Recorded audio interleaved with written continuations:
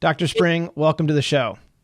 Thank you. I sound like I'm 400 years old. Well, hey, I got to say that, you've just got a lot of great accolades behind your name. So, and especially those grandchildren. Yes. Keep them coming. Well, it's good to have you on the show. And just for our listeners' sake, this show is really going to be focused on, I think, a very painful topic, but one that in your experience, and I'm excited to hear even your personal journey on this, that paints a picture of hope at the same time, even though it's painful, hope. And what we're talking about is infidelity, affairs that happen so often in relationships, couples. I guess I want to start with just, how did you come to the place of writing a book on this? I mean, this is not something where you wake up one morning and say, hey, I'm going to write a book on affairs and, infidelity. So what did that look like for you? I'll tell the audience that you asked me if it was okay to ask me this question before. So yeah. Absolutely. So I was a young, just starting couples therapist. I hadn't had my first patient yet.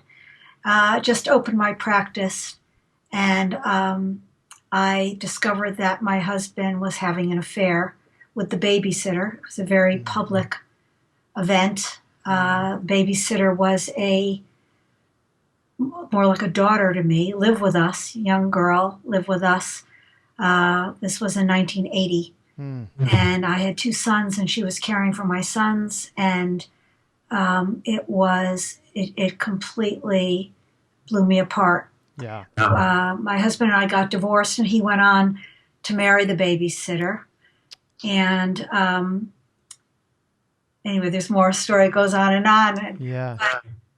When I went to read the literature on what's available on affairs, there was really nothing that gave a language to my experience. I felt very alone and very devastated. So I decided to write this book to give a language to the trauma of affairs. And I cast infidelity for the hurt partner as a psychological trauma. It's a very peculiar trauma because it's very traumatic to the hurt partner, and it's not necessarily traumatic to the unfaithful partner. Okay. So, and I described in the book, I went on to describe 10 psychological losses that the hurt partner experiences when they discover their partner has been unfaithful. Now, for the unfaithful partner, often the affair is very validating.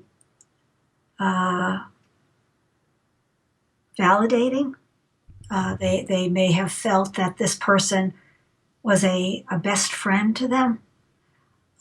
They're not necessarily sorry they had the affair. This person may have enhanced their sense of well-being, addressed their loneliness. So it's it's one of these traumas that's not only very different for both partners, but what makes this so peculiar is that then in trying to reconnect with this person who has hurt you so centrally in your life, who has been maybe the person closest to in your whole life, you decide not to cut them out, but to try to rebuild and actually go back into the bedroom and be more intimate with this person than anyone else in your universe. There's someone who has cut you to the core. So this was part of what makes the work so difficult. Right. Well, I just want to say thank you for sharing that, because I think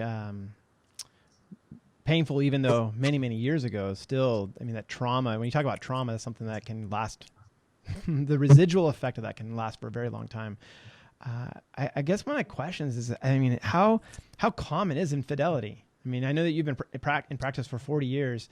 Is this something you're seeing all the time? Is this, or is this kind of just a very, very, very rare, random kind of thing that happens? We don't know the numbers on infidelity, and the numbers are quoted all the time, but there's no way to collect this data objectively. Okay. Because people lie to researchers. If you're going to lie to your partner, would you lie to a researcher? Or if you do a survey, maybe just those people who want to write in. So we don't really know the numbers, but I think, and people seek me out because they know I'm an infidelity expert. So that's a large part of my practice is, but I think all of us know, though, many, many people in our universe Well, Many yeah, and who have been touched by infidelity, yeah, and I or think marriages that are blown apart, probably because of infidelity. right. Yeah, I think I was looking for a statistic, but maybe the better way to ask this question is from the psychological standpoint. What drives a person to be unfaithful? I think that one of the tasks, the core tasks of the couple, and certainly of the unfaithful partner, is to understand, why did this happen? Why did you do this? And that the work that goes into that, and understanding what went wrong, is critical to reconnecting. Mm-hmm. So there isn't one reason why people have affairs, but that exploration, that curiosity, why did you do this? So, for example, it could be, let's say the man starts to take medication for heart disease and begins to have erectile problems, and panics over that, and then seeks out a partner where he functions better. Or it could be that he is turning 60 and his father died of a heart attack at 60. He doesn't even know why he's straying, but suddenly he's sexually active with other people. And or it could be the most responsible person suddenly is having an affair. And how does it feel when your whole life you've worked so hard and supported a family or put your own interests aside, and now you're doing something completely reckless and crazy? And how does it feel to have an affair where you're doing something that nobody profits from the first time in your life? No one's going to profit, just you. How does it feel? Fabulous. Often it feels fabulous. And people confuse those feelings with often feelings towards the affair partner. So often it's the most responsible type of person who then goes off and has an affair in midlife. Or it could be that there are grievances in the marriage, and the unfaithful partner feels that I talked about the unfaithful partner as a he and the hurt partner as a she, just so I don't have to go he, she all the time. But we both know that both men and women have affairs, and both men and women are hurt partners. Sure. So it could be that the unfaithful partner has a grievance, and it may say to me, first comes the kids, and then comes her parents, and then comes the house, and then comes the dog, and I'm last. And so they have grievances. They feel that they haven't been appreciated. They don't feel cherished or cared for. And they go out and they find somebody who treats them better. Mm-hmm. So there are many, many reasons. There's a lot of driving. Yeah, it could be an addiction. You go online and you start to hook up, and before you know it, you're into something very deep, and you haven't really thought through the consequences. Yeah. So there are many reasons why people have affairs. What's important is that both partners work to understand why this affair happened, and look honestly at that. What does it say about me? What does it say about you? What does it say about us? So we can learn from this. Yeah. So let me just focus on the one who's been betrayed, and I call that the partner. Okay. Yeah, right. And I think what you had mentioned, that when this becomes public, the effect on that person. Can you describe that? What is going through the mind of the person who's been betrayed, and maybe what would you suggest are the first couple steps in the process after this has been revealed? Well, I spend a lot of time training therapists, and what I'll tell the therapists is, if you're going to do one thing to help the hurt partner, help them feel more normal, because they're going to be embarrassed to admit to you how completely shredded they feel. They feel crazy. They feel crazy. And it is consoling to know that they're not crazy, that this response is absolutely normal. It's a normal response to a trauma of this dimension. So I talk about 10 psychological losses. So some of the losses might be a loss of identity. I mean, again, we're not talking about loss of fidelity. We're talking about the deconstruction of the self. So you might have thought of yourself as attractive and fun and bright and fun to be with, interesting. And when you discover your partner's had an affair, you feel like all the air has been let out of the balloon. You may not be able to get out of bed. Mm-hmm. You don't feel you have much to offer to anyone. You feel unattractive, and you lose your core sense of self. So this is what we're talking about with this kind of. And then there's the loss of specialness, where you thought that you were special to your partner. You thought you shared a bond that was special with no one else. And you discover that your partner has now taken this person to your favorite restaurant, or to the hotel that you two shared together, or taken your children over to meet her or him. Mm-hmm. Or names of endearment have been shared with him. People feel a loss of self-respect for themselves, for how far they'll go to try to win their partner back, how desperate they feel. And this can be very embarrassing. Or they feel humiliated for not recognizing how obvious it was that their partner was having an affair. And they feel foolish, loss of self-respect. So, I was seeing a woman where her husband would tell her that he was meeting clients at night. He'd be out till 2:00 in the morning. They lived in a small country town where you can't get a pizza after 9:00 at night. And he's telling her he's meeting clients at 2 a.m, and she didn't question it.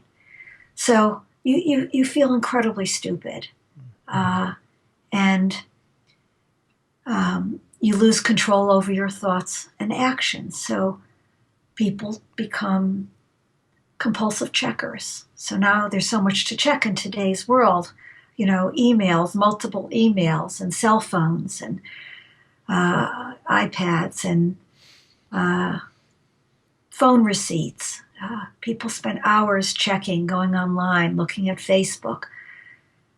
It's a loss of control over their lives. And I can go on and on, but the last be loss of faith in their God.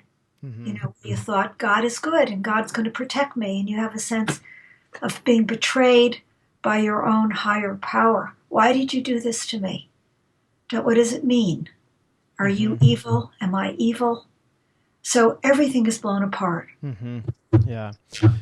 Well, I want to get to the part of how do you rebuild, but before we do that, I think there's some scenarios here for our listeners, because in that space of loss that you're talking about and describing so well, it just gets really confusing. You don't know which way is up and down. Kind of the analogy of being in the surf, the churn of a wave, and you've lost that sense of identity. You talk about. Have you found that a lot of times why the betrayed partner stays or the hurt partner, as you describe it, stays in the relationship is for the purpose of parenting with their kids? There's a sense of, well, we got to keep the family intact. And is that a reason to stick around? I think some of those are some of the questions that a lot of times, you're trying to move through the hurt, but at the same time, you have the responsibilities that are still there in terms of parenting. Well, it's certainly one of the very big questions. Should we stay together for the sake of the children? And again, the research goes both ways on this, but the more well-conducted research shows that what hurts kids is not so much divorce per se, and I'm not advocating divorce, I'm just saying that what hurts kids more is not so much divorce, but being caught in the middle between two warring parents. So kids suffer when one parent says to the child, you tell your mother that you shouldn't come to me and ask me to buy you sneakers because I have given her enough money that she should pay for your sneakers. Or mommy says to the child, so when you went to visit daddy this weekend, is he living alone or does he have a roommate? Is it a man or a woman? And the child becomes the messenger and conveys information from one parent to the other. This is when kids begin to suffer. They're being caught in the middle. And isn't what you just described more of the divorced couple versus the one that's living together in the same home? Yes, if they go towards divorce, it's not so much the divorce that makes them suffer, the kids suffer, as when the parents use the kids for information and the kids get caught in the middle. Okay. So the kids can be well adjusted whether they're in a divorced home or whether they're in an attacked home. Now, I'm not promoting divorce. Sure. And I think blowing up a family, everyone suffers. Yeah. But again, what's really core to the suffering of children. So are you saying that maybe the better approach is to separate during this time where you're sorting out the pain and trying to figure out, is this something that we can rebuild trust or not during that time? Or, I mean, what would you say when the kids are a part of the equation? How do you handle that? I mean, parents can still stay together. They can certainly be in couples therapy together, trying to understand why did this happen, right, and what needs to happen so that they could stay together. I mean, they have an opportunity, in a sense, to have a new marriage, a second marriage, but to the same person, right? That would be the idea. They're going to discard the old marriage, and they're going to have a new marriage, but to the same person. What can we learn from this? So, but I think during that process when they're in couples therapy, deciding, do they want to try to learn from this experience, build from this experience, or do they want to go their separate ways? What's important with the kids is that they don't squeeze the kids. They don't put them in the middle. They're not questioning them. They're not asking them to take sides. Yeah, that's great. Well, let's talk about the road to recovery, the phases to rebuild that trust. What does that look like? There are, I believe, concrete tasks for rebuilding. There aren't 1,000 of them. There are a few core concrete tasks. Well, let's start with the core. Okay, well, we don't have time to cover the thousands, but let's do the core. Right, let's see how we're doing time-wise here.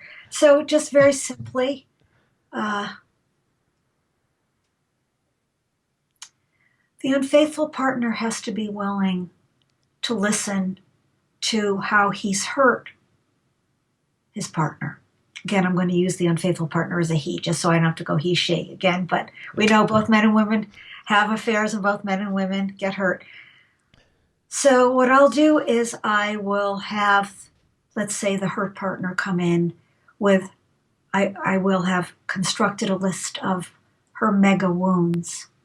What is it that she wants him to understand about how he has hurt her? They come in, she presents a wound, not by screaming, not by demeaning, but she speaks in a way that is respectful. He mirrors her meaning he tells her what she wants. She needs him to understand. So, for example, she said,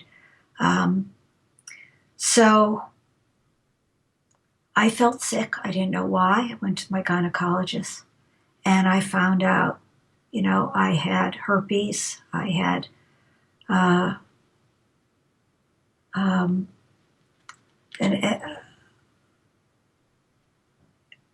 was infected. I didn't know where this came from. I didn't know that you were seeing other women. And you gave me, I'm sorry that does that. I don't know how to turn that off. Okay, so you gave me a disease without my permission, my consent, my knowledge, my control. You could have given me a fatal disease. You could have taken my life without my knowing anything. You don't have the right to have that kind of control over my well-being. I am going to suffer for the rest of my life with this disease. And I resent you Let's say she starts with that. Mm-hmm. Okay. What could he do? Can't undo it, right? Mm-hmm. What he can do is he could hear her. He could hear her non-defensively with an open heart. So he mirrors her. He basically tells her her point. What you want me to understand is you're furious at me. You're hurt and you're furious that I basically damaged you for life, and you were going to suffer for life out of something that I did that was completely self-centered without your consent or your knowledge. Am I hearing you? Mm. And then she rates him 1 to 10. Maybe she says, no, 2, you didn't get it at all. The numbers don't matter. Mm-hmm. They're very subjective. Maybe she gives him a 9. Anyway, they go back and forth until she feels heard. He goes back and she goes over these hurts one by one. He goes back and he writes an apology letter. The apology doesn't just say, I'm sorry. It spells out what I'm sorry for. He comes back and he reads this apology letter off, and I will help him write the apology letter so that he is really capturing points. Mm-hmm. So that's something he can do. Yeah. He can help her feel heard, and he can offer a meaningful apology. How do you get close to someone who's not sorry, who doesn't offer a meaningful apology? I don't think it happens, frankly. Mm-hmm. So I call that cheap forgiveness. I don't need to talk about it. Let's just move on. It's not good. People may stay together, but they don't get close. Right. Now, frankly, even though he's had the affair, he may also have his grievances. He will also have a chance to talk out his hurts, and she needs to listen with an open heart, and she needs to write an apology. Maybe he says, I felt you needed me for a paycheck to pay the bills, but I didn't really feel that you cared about me as a person. And you never touched me, and you never kissed me, and you never smiled at me, and everybody else came first in your life. And she goes and she mirrors that first. Mm-hmm. So this is critical. Yeah. It's hearing the hurts. So is this like core step number 1 kind of packaged in that way? I think it's core step number 1. Yeah. Okay. Hearing the hurts. What comes next? I mean, is there a process where that kind of determines, is there a step number 2, or do we not move forward? Yeah, it's not necessarily so stepwise, depending on the couple, but there are... Us guys, we like steps, so I'm sorry. There are steps. There are definitely steps. They don't necessarily have to be in any particular order. Right. But the second step is, why did you do it? Why did you do it? Why did you have the affair? I don't know. It's not a good answer. I don't know. If you don't know why you did this, then why wouldn't it happen again? If you don't know, then I'm not safe. Not a good answer. You don't know. Mm-hmm. I need you to know, whatever it is. What does it say about you? What does it say about me? What does it say about us? And so they will work together to make a list of what I call contributing factors. Mm-hmm. Both things. Mm-hmm. Maybe there was a new baby, and the wife turned all the attention to the baby. Mm-hmm. Maybe when he was a child, he had a brother who had juvenile diabetes, and the parents paid all the attention to the brother and nothing to him. And so when the baby came around, he was re-traumatized with that loss of attention. Maybe he is addicted to porn. Maybe he lost his job and was feeling bad about himself. Right. Maybe, his wife stopped wanting to have sex with him. Right. These are all contributing factors for why. Factors. Right. And you have to understand why did it happen, because then the therapy has to address those problems. Right. Got it. And then you have to go on to build trust. What does that look like? Well, trust, I say, is built on concrete acts. It's not built on verbal reassurances. Trust me, honey, I'll never do this again. That's not the way people trust. Yeah. Right. Words, right. So it could be, and in the After the Affair book, I have lists of what I call trust-building behaviors. So, for example, and what builds trust in cyberspace. So, for example, the hurt partner may say, if I contact you, I send you a text message. Why does it take you 4 hours to get back to me when I send you a text message? That makes me feel unsafe. I wonder where you are. Are you with her again? Mm-hmm. So, even if you're in a meeting, you can text me, sorry, in meeting, I'll call you at 3. It could be on the day when the affair was discovered. That becomes a marker often for the hurt partner. And they may want the unfaithful partner to recognize that day. We're coming up to Valentine's Day. So last year, Valentine's Day, this time of year, was when you learned about my affair. I am sure you were thinking about it when the seasons roll around again. It's a traumatic memory. I'm sure you're thinking about it. I'm thinking about it too. And I'm wondering if we could do something that day together. Not party, but where I will walk the walk with you. And we'll do something together. Let me honor you that day.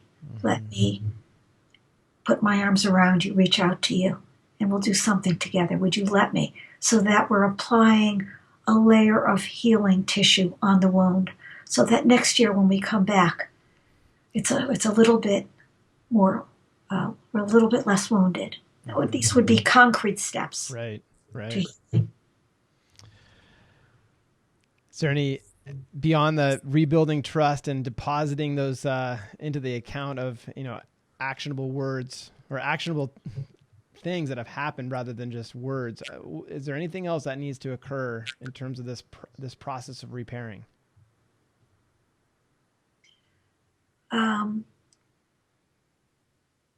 I would say what's core are meaningful apologies, where you have a chance to talk out your hurts and have the experience of being understood and apologized to. Mm-hmm.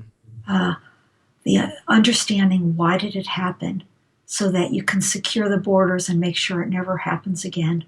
Yeah. And concrete steps to rebuild trust are critical. Yeah. I think also there is the rebuilding often of the sexual bond. Yeah, that you're teeing up my next question, because I was just thinking, there's part of this is happening outside the bedroom. How do we address inside the bedroom in terms of repairing that process, the pain that's associated with, just knowing and the betrayal, the trauma as you describe it? What does that look like? How can a couple who's gone through this type of traumatic event restore inside the bedroom that intimacy? Yeah. Well, different couples have different problems. Okay. Mm-hmm. Some couples reconnect with a new passion after an affair. Other couples find their sexual intimacy is shredded, and the lover, the quote-unquote lover, the affair person, is lying right there on the bed with them, right between them. Mm. And they don't really know how to get this person out of the bedroom. So the hurt partner may be worried that they're not as good a lover. They may have fantasies about what the unfaithful partner did with this person. So there are many different aspects of this. It may be for the unfaithful partner. Sometimes the sexual relationship was much better with the affair person, but sometimes it wasn't. And it goes a long way to say, the truth is, I never enjoyed being with this person sexually as much as I have with you. Mm-hmm. Now, I don't tell people to lie. They shouldn't lie. Right, but often that's the truth. I never had an orgasm with this other person. I don't want you to have fantasies. This person would come on to me in a way that I really didn't like. That's very helpful to reveal that, if that's true. Mm-hmm. Sometimes it was a very powerful relationships, and And there were problems in the marriage that have to be addressed without talking about the affair person and how great the sex was with the affair person. Because, it's illicit and it's novel, so it doesn't take a lot to make it hotter than somebody, at the end of the day after you put down 3 kids. And, Right. Right. And so, again, in the After the Affair book, I have lists of wishes, sexual wishes. And it's very hard.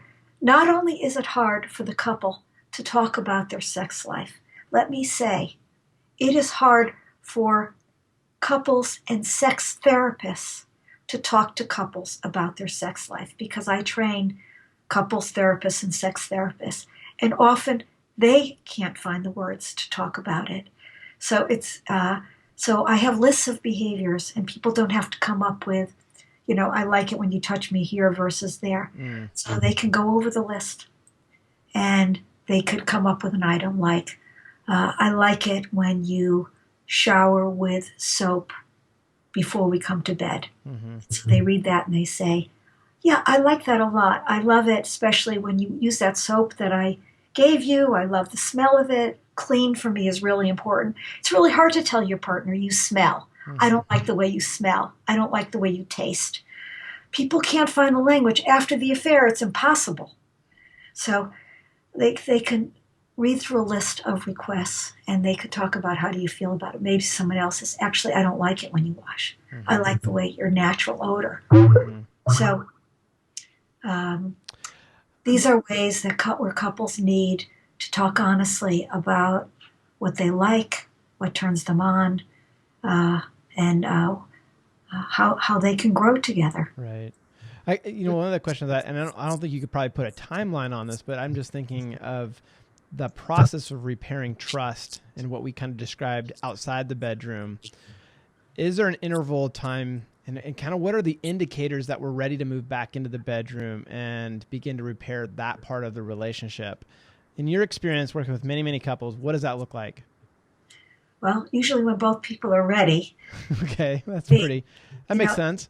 It could be that it's interesting. Sometimes people have the best sex ever right after the affair is discovered. The hurt partner may want to reclaim her territory. She may want to kick the affair person out of the bedroom. Okay. And may really come on in a way that says, I'm reclaiming my partner here. Other people are completely shredded, and they say, don't even think about having sex for I don't know how long. I am so not ready to be touched. So it's very individual. Yeah. So this is somewhat of the moving from the actual affairs that are happening in a physical relationship to what we are now experiencing in the cyber community. I guess one of the questions if someone is having a relationship over the computer, do you consider this adultery? For me, it's not my definition. It's their definition, right? Okay. And so I say, as a general rule, the definition of an affair. If your partner were in the room, looking over your shoulder, feeling very uncomfortable with what you're doing, you might realize you're doing something wrong. So it's not your job to define what's an affair. It's what would your partner define as the affair? Yeah. Your partner's in the room watching. Would they feel comfortable? Would they be okay? I mean, people know this. Right, That's why they don't tell their partner they're online. That's why, they have different addresses and different computers, and they hide things, and they hide their phones because they know their partner would disapprove. So see it through your partner's eyes. That's good. If they're happy, fine. Green light. And if they're not happy, you know the answer. Right. There we go. That's good. Okay. I got to ask the question. I mean, in your experience of working with lots of couples who are in this journey of rebuilding trust, how many of them actually get to a place where this doesn't happen again? I guess the question is, how many of them are repeat offenders? Where the affair gets discovered and then they have another affair. They start. So essentially they walk through the process of rebuilding, but then whether it's months later or years later, they end up having an affair again. Yeah. No, I have to say that I see a special population. People aren't going to come to a therapist and spend the money, frankly, to go through this process if they're not serious about trying to rebuild. Right. They probably won't give it the effort that's required. They'll drop out of therapy. They'll do something else. It's unusual for people to continue in therapy and not be accountable. Got it. So okay. I see a very special population. So you're seeing those who are attempting to repair on a very like they're trying to recreate the bond. Those who have, I guess maybe the question is those who are not pursuing the therapy part of it. The affair has been exposed. They stay together just because of whatever. Is it pretty likely that they're going to repeat if they haven't gone through that healing process? I can't say it's pretty likely, but I could say, nothing learned, nothing gained. Yeah. Why wouldn't it happen again? Mm-hmm. Whatever's the problem hasn't been corrected. It hasn't been addressed. They have no vision of a relationship together, a new vision. Yeah. And it comes from both. They both have work to do.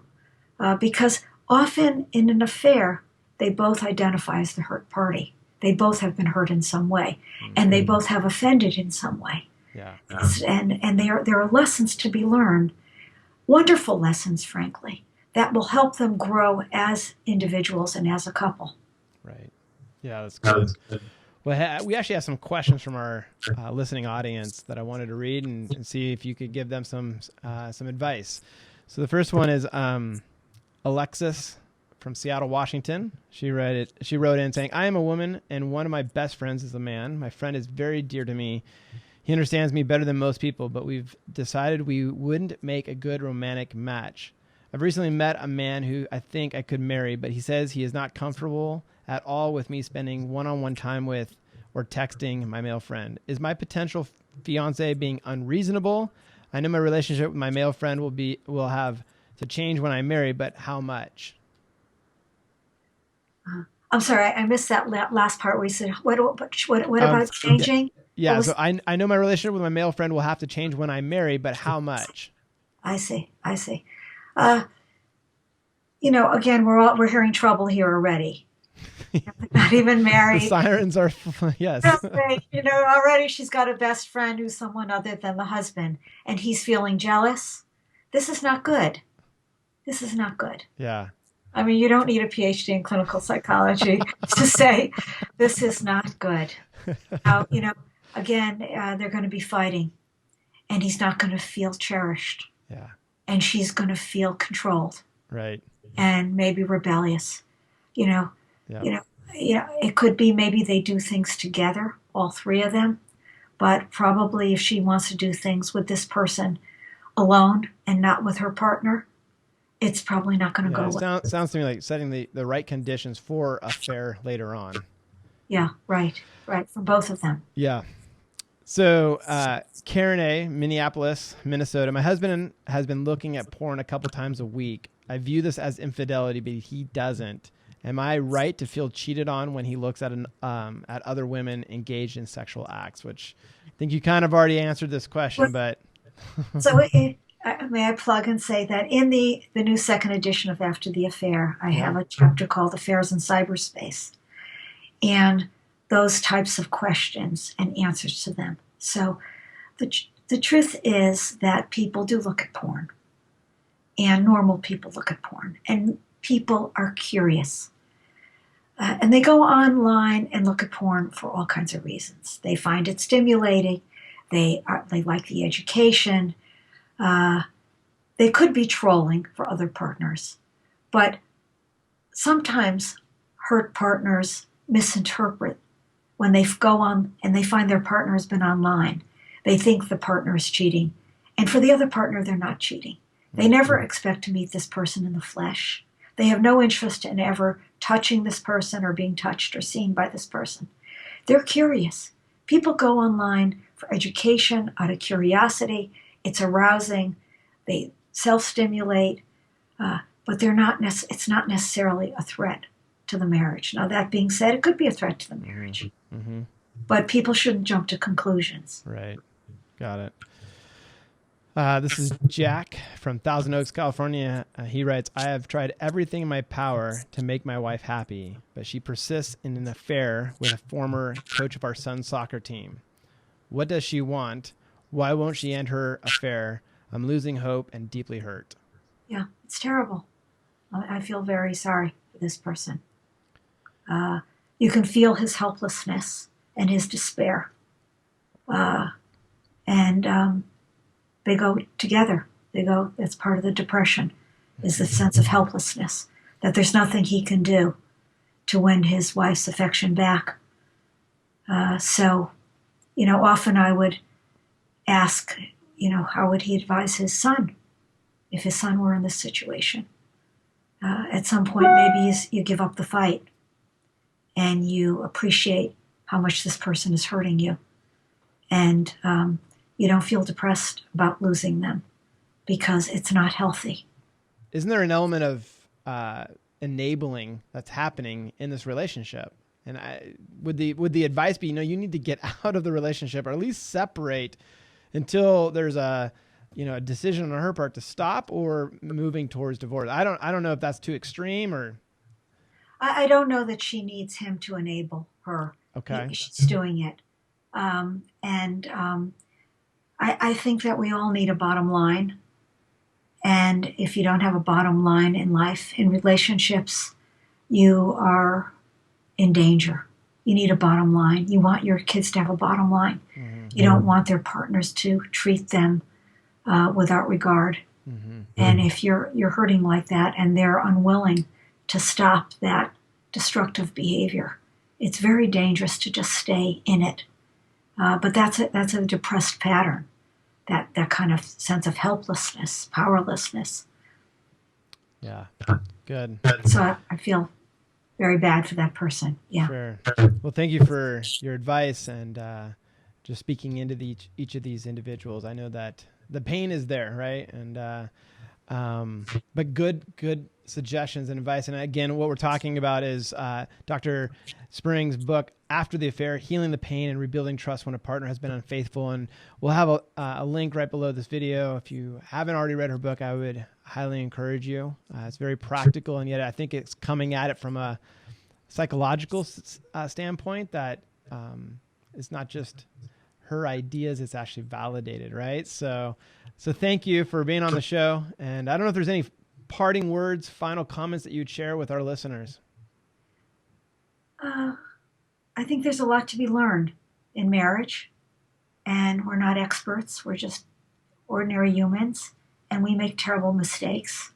And sometimes it's based on what we witnessed in our parents' relationship, and we often can do better. And couples who have been affected by infidelity can definitely go on and build a new marriage, a second marriage, one that's a lot stronger and healthier and vibrant than before. Mm-hmm. So I'm wishing all those couples who have been affected, I wish them much success in rebuilding their lives either together or alone. Yeah. Great. Well, thank you again. Okay. Take care. Okay, bye-bye.